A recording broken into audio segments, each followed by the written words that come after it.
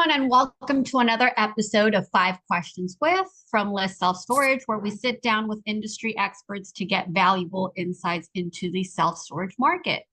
Today, I'm joined by Blake Robinson, National Sales Manager for Mass Units at Janus International, a global leader in self storage solutions, offering everything from doors and hallway systems to automation, installation, and facility restoration services.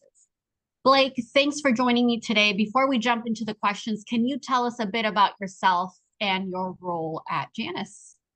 Oh, most certainly. And thank you, Cindy, for having me on here today.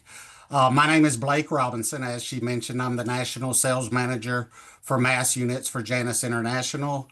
Mass Units are an acronym for Movable Additional Storage Structures, otherwise referred to as relocatable storage units, portable storage units, etc.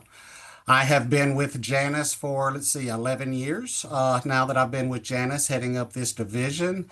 I've been in the construction industry way too long. Anyway, no, I've been about 35 plus years in the construction industry, and the last 25 years of that has been in the self-storage sector. I ran a building division for a component manufacturer.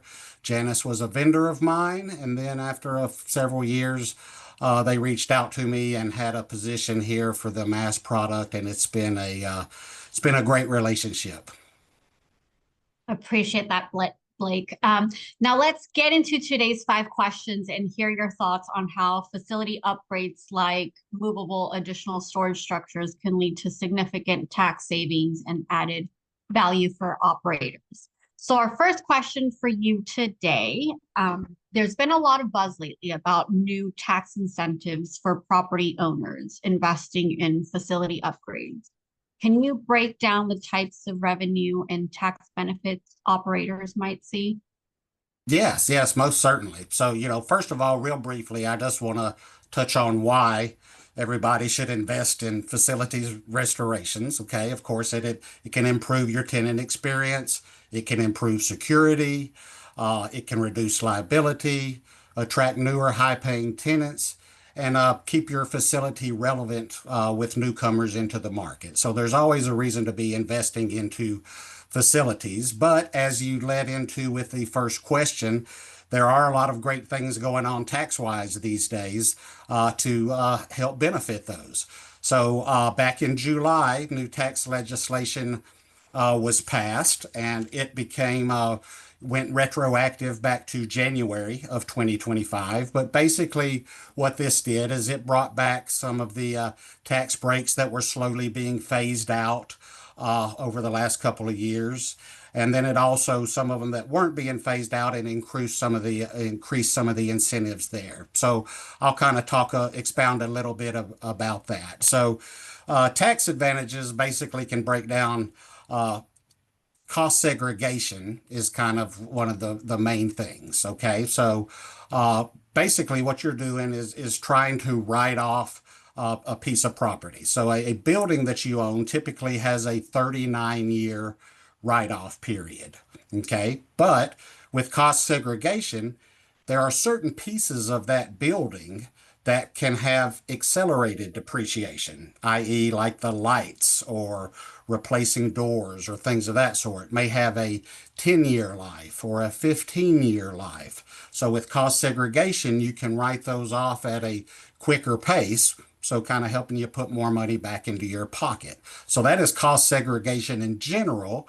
And on average, approximately 20 to 30% of a total building can be deducted with accelerated depreciation through cost segregation. So it is definitely something owners ought to take a look at.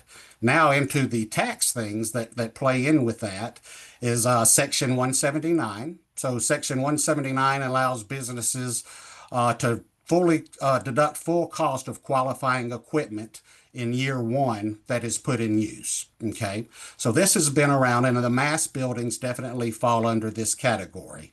The change that happened back in July is that this did have a 1.2 million was the max that you could write off in year one, but that has been increased to 2.5 million, and that comes under Section 179.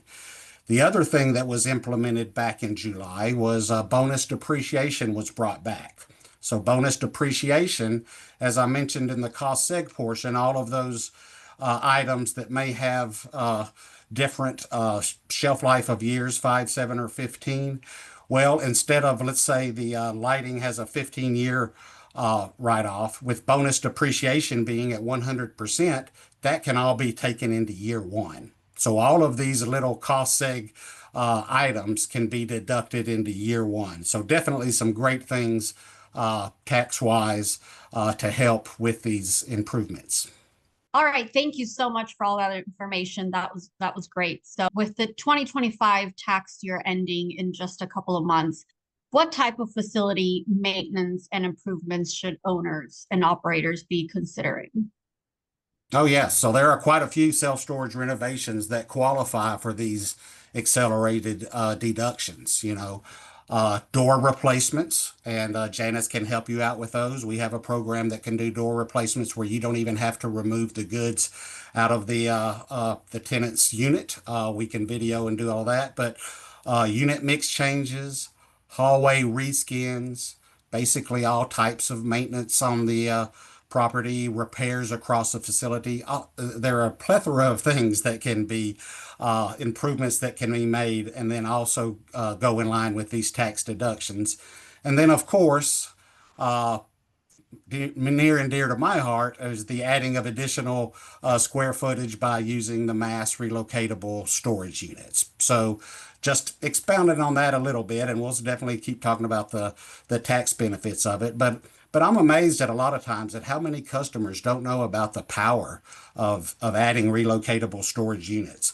Almost any property out there has some spaces, irregular space, end walls of existing buildings, easement lines that they can generate drive up storage units, adding portable or relocatable units, and increase revenue in these spaces. We've done all types of projects. We've put them underneath expressways in major cities. There's all kind of creative uses of these. So anyway, those are types of things that can be utilized, improvement wise, and can also take advantage of the tax write-offs. Excellent. So while we focus on relocatable storage units, what kinds of questions should operators ask when interviewing manufacturers and suppliers? Yes, yes, very good question. So, first and foremost, which is very important in today's environment, I would say, where are the units manufactured?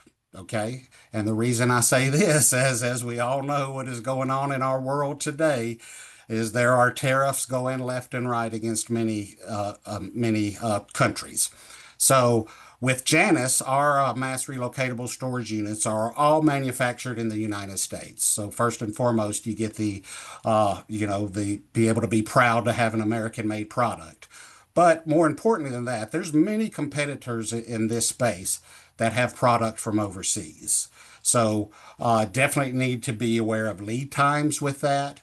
But much more importantly today, as I said, the tariff situation, because a lot of that pricing can change from the time that you sign an order until it ships. I've heard a few horror stories this year of sometimes orders increasing $30,000 Wow. just due to the tariffs, and those are orders that were already signed and committed to. So definitely do your due diligence and make sure you know what that final cost is going to be.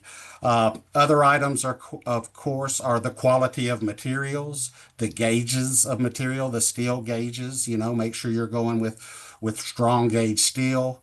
Another thing I would hit on is warranties. Okay, go to manufacturers' websites.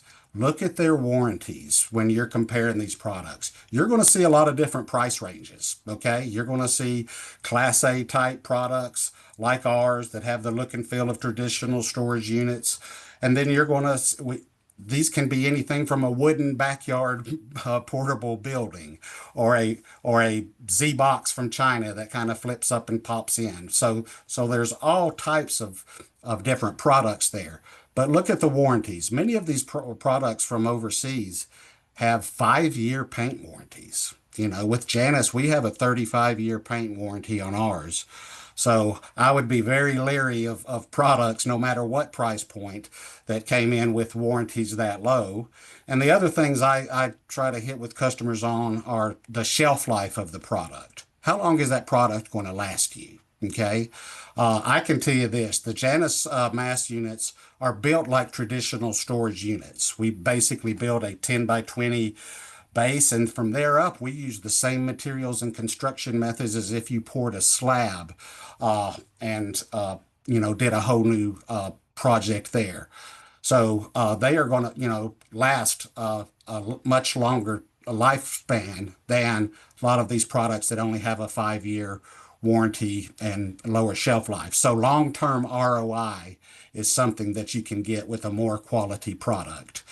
Other items, real quick, is something simple like dividers between the units, partitions. Okay, I've seen some of our competitors that have just basically a very light gauge steel wall that survives that can bend and push back. So anyway, just kind of do some due diligence, look at the qualities of the material and the products, warranties, shelf life, things of that sort. Those are all great things to keep in mind, certainly. So for someone who's considering adding relocatable storage units to their facility, what can they get by acting now? Are there any deadlines or incentives they should be aware of before the year ends? Yes. So as I mentioned, all of these, first of all of these bills that were passed back in July were retroactive to January. So kind of keep that in mind, just in case you did do some improvements early in the year. You may be able to do some write-offs on some things that you've already done that you didn't think about.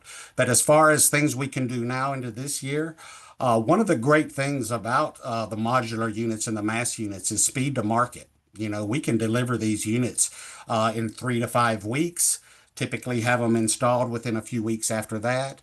So we can still have time to put these into use if we get orders this year to have them up and running by the end of this year, which will give you the eligible tax write-off for 2025. So acting now will allow you to get these into service to trigger that for 2025. But I would also say, acting fast and getting in 2025 is great. But just remember, even if it goes into 2026, these are some tremendous tax write-offs with this. I had a customer that taught me about this Section 179 write-off years ago, and this is back when it was 50% depreciation year one, not the 100% that it is now. And he said, Blake, this is a no-brainer for customers to look at this product. He said, I'm getting it delivered within a few weeks. I'm up and running within a couple of months, being able to rent units, and I'm taking a huge tax write-off right off the bat. It is a no-brainer for customers to take a look at this product. So anyway, yes, we can still get these in service in 2025. No brainer indeed. So there's no reason to wait to tackle renovations and facility improvements. So what are the next steps for facilities to estimate their potential savings and get started with improvements like adding relocatable storage? Yes, so what I would say is get onto the Janus website. We have some valuable information there that can show you all of the things that I've touched on here. Also, reach out to your Janus regional representative or myself. Any of us can help you and get you pointed in the right direction. We also have some great partnerships with some cost segregation services. So we can definitely get you hooked up and talking to people to look at what might be out there to benefit you. As far as the mass relocatable storage units that we've touched on, one thing that I encourage customers to do is to reach out to me and just take a look at putting this product onto your property. We can do unit mix layouts via Google Earth or existing surveys. So it never hurts to take a look at what your facility or your property might be able to add. We can do a unit mix layout, get your feedback on what unit sizes are needed, put together a layout. Once you say you like that, we'll run a proposal for it. And then you've got a nice matrix showing you how many 5 by 10s, 10 by 10s, 10 by 20s you're adding. You can run the numbers knowing what your local rents are and see how everything pencils out for you. There's no cost to that service. I encourage everybody to take advantage of it.